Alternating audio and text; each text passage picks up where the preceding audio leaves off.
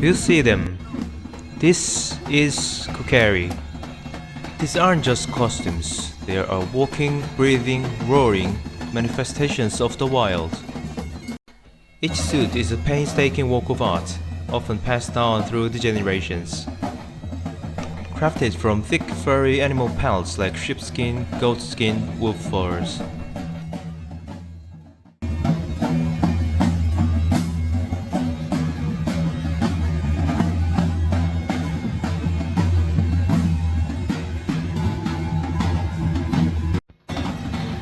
They aren't just playing dressed up, they are practicing a heritage that is etched into their DNA. Look at the weight of the fur, it's often heavier than the child carrying it.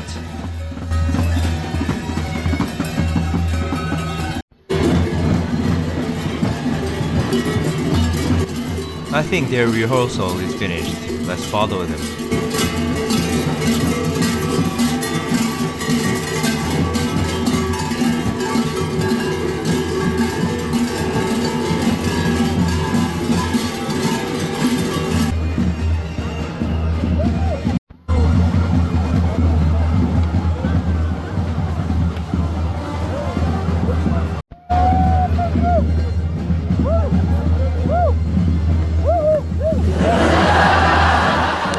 Focus on grotesque faces, long horns, sharp teeth, exaggerated features, dark eyes, sometimes red paints like blood, capture the menacing quality.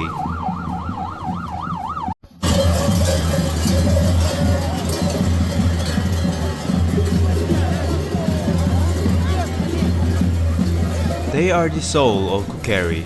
These aren't just disguises, they are transformations. Some are unmistakably terrifying.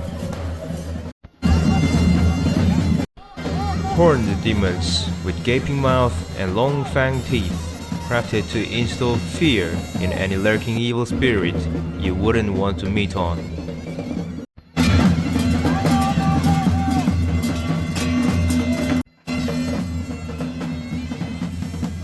Masks that are vibrant, almost clown-like, adorned with beads, feathers, ribbons, tassels, mirrors, show intricate carvings, painted patterns.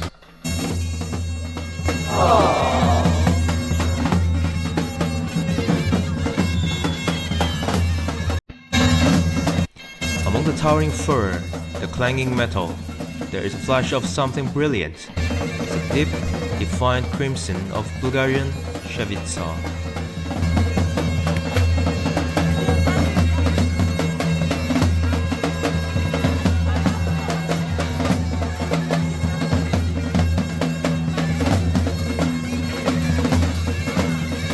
The traditional clothing here is a language of its own. You will see heavy white linen tunics, practically weighted down by dense, blood-red embroidery.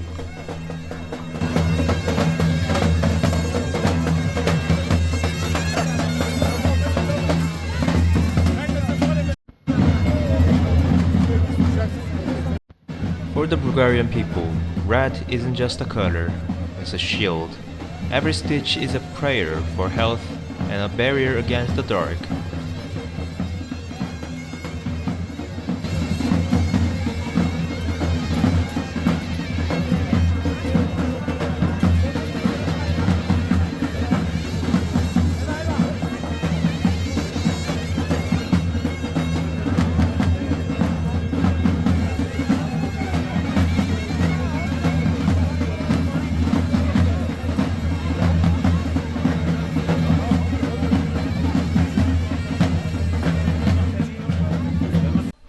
Even the youngest participants are draped in these heritage patterns, looking like vibrant sparks on the fire against the cold winter stone.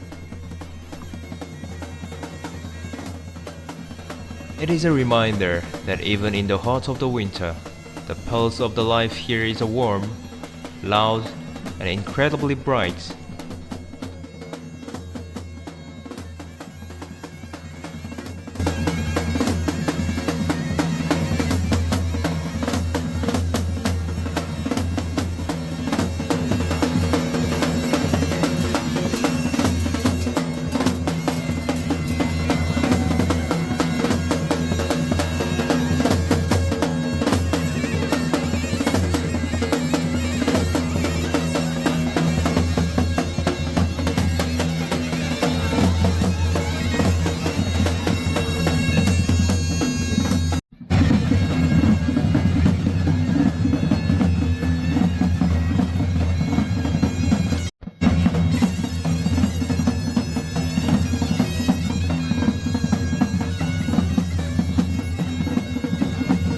jumping, stomping, twirling, engaging with the crowd.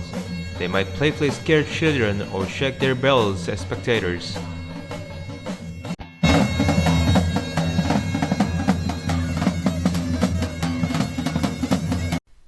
Capture the raw energy. Include shots of the crowd's reactions, laughter, awe, fear, maybe a shot of Kukeri performing a mock ritual or blessing.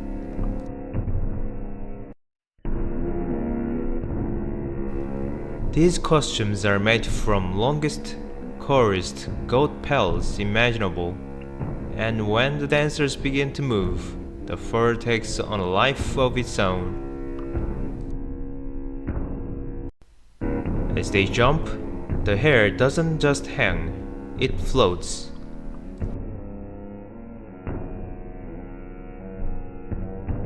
As they begin to spin, the dance shifts. It becomes a hypnotic blur of swinging shiny hair, creating a wave.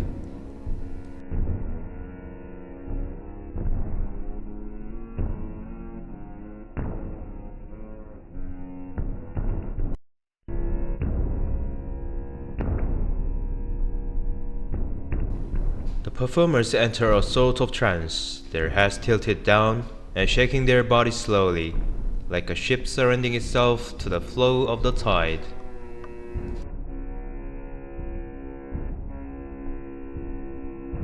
They move in great, sweeping circles, lashing the air with their shaggy pelts to catch and trap the invisible spirits of misfortune. They are literally pounding on the door of winter, demanding that the soul soften and the sun return.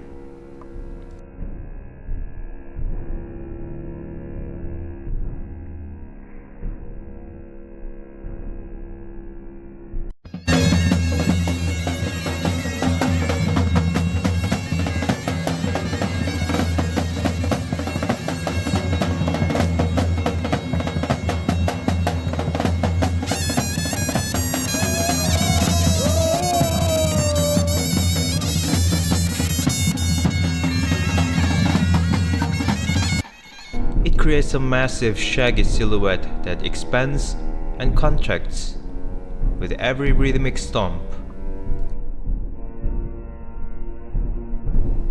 It's a blur of cream, gray, and charcoal, a chaotic dance of texture that looks like a storm cloud brought down to the earth.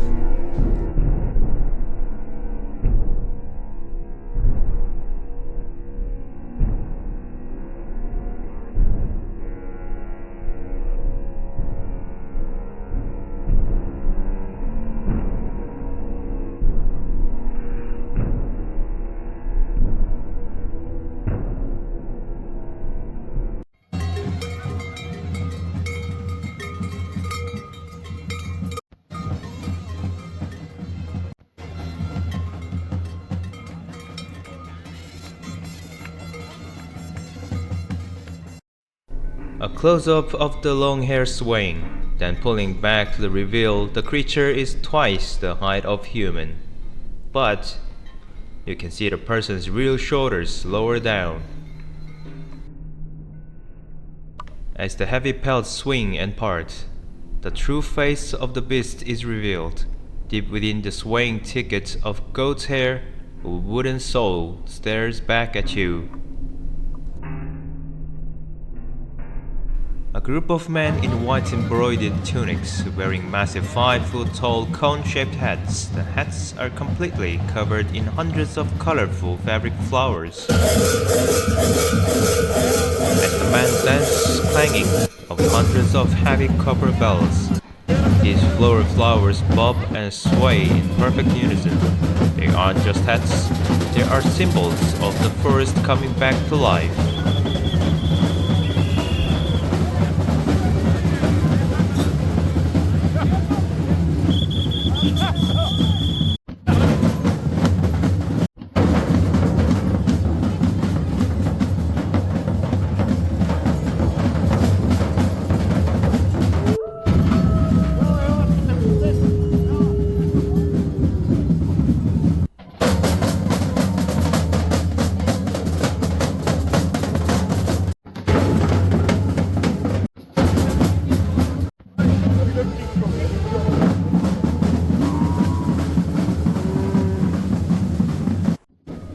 man dressed in a traditional shepherd's cloak, carrying a wooden staff.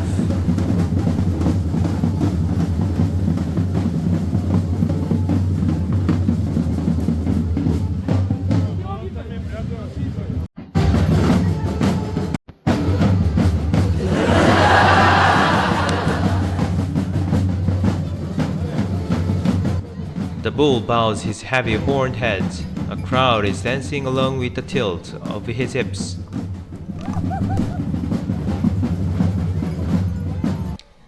Performer dressed as a hunched-over old woman, wearing a kerchief and traditional apron, and tossing handfuls of white flour over the people and the streets.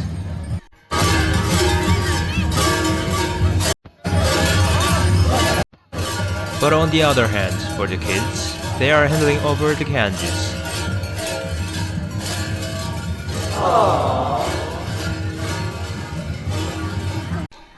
And for the adults, nagging is what they get.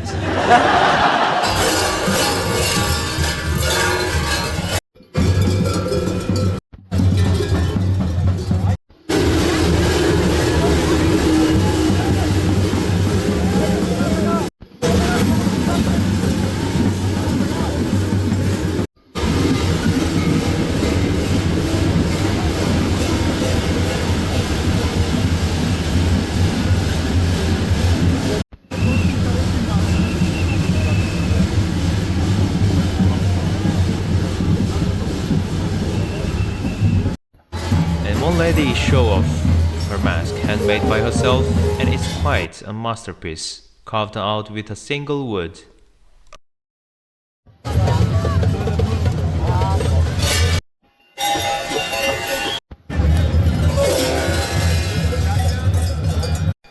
As the daylight fades, the rhythm of the bells begins to mellow.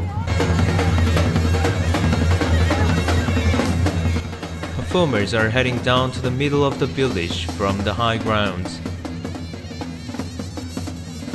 But the dancing along the music never stops.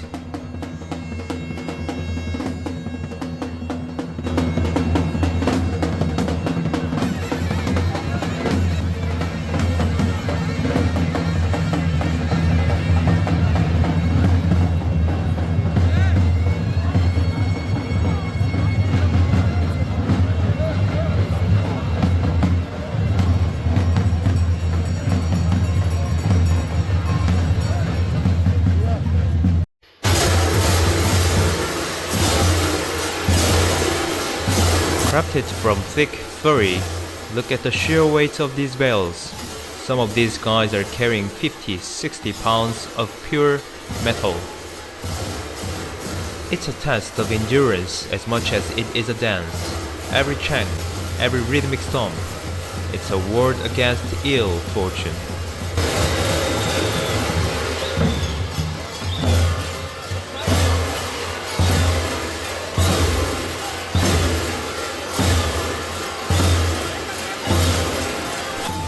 In a world that rushes forward, festivals like Surva reminds us of where we came from. They are loud, they are wild, they are utterly unique, and they are absolutely hallowed.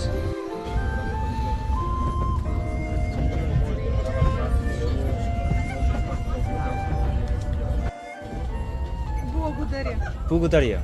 Bulgaria. Okay.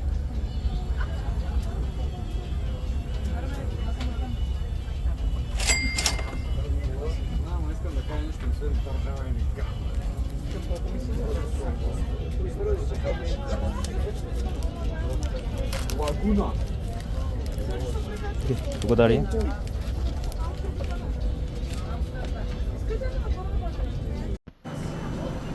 Arrived at train station, and here what you have to be careful is the gap between train and the platform.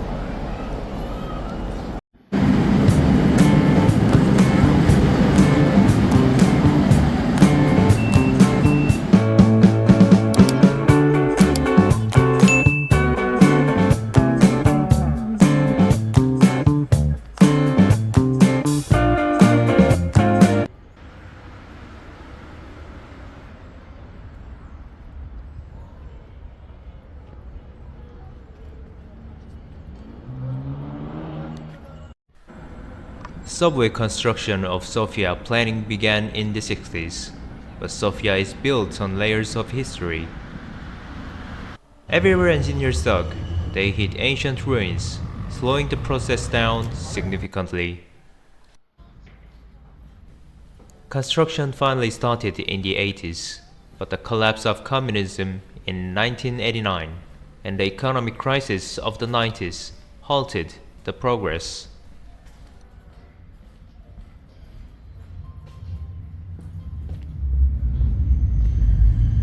And finally, 1998, first subway line opened.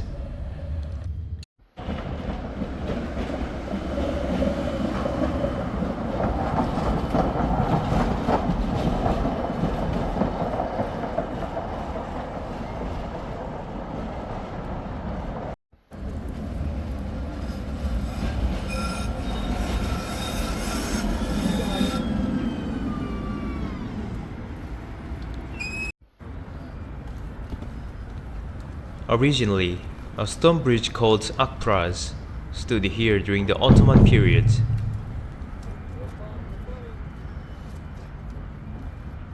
This bridge was built between 1889 and 1891 by the project brothers.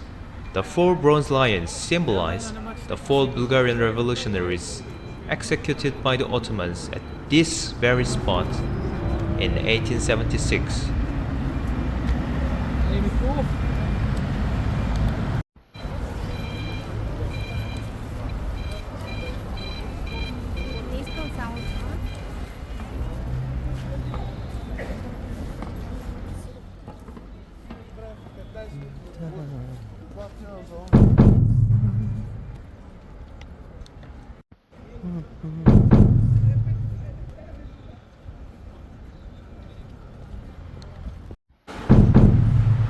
Engineers began digging for Sofia's second metro line in 2010.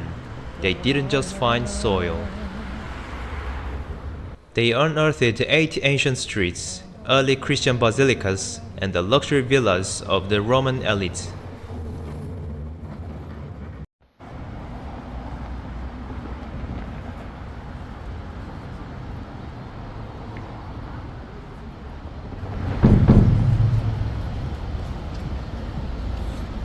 If Sofia has a crown, it sits here, upon the yellow bricks of the Char Osvobovitel Boulevard. This is the National Assembly of Bulgaria.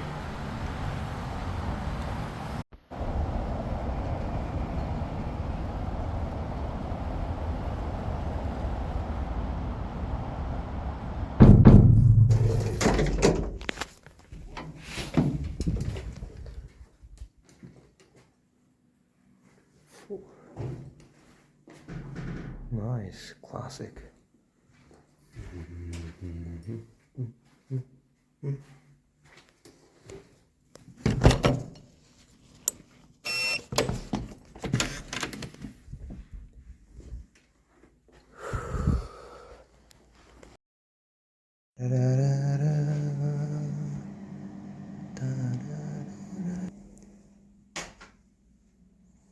Double bed and small fridge. Coffee pot. Yes. Yes. Why the top of the bathroom wall is transparent is because of no light, of course. Maybe they want to share the light from the toilet to living room.